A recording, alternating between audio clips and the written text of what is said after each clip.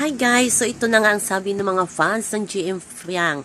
Heartbreaking eviction to pag si GM at si Fiang ang ipinagtapat sa game room or magkatapat sa game room mamaya. So lahat ay kabado na mamaya sa last eviction night kasi i-announce na din mamaya ang Big Four. So siguro maraming mga luha na naman ito mamaya na aagos.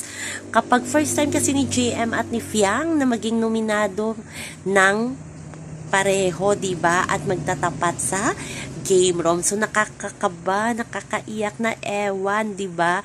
Pero kung sino man ang lumabas sa limang housemate ay talagang may future na sila sa showbiz siguro, 'di ba? Kasi talented naman silang lahat na naiwan sa loob ng bahay ni Kuya. So excited na nakakakaba ang eviction tonight.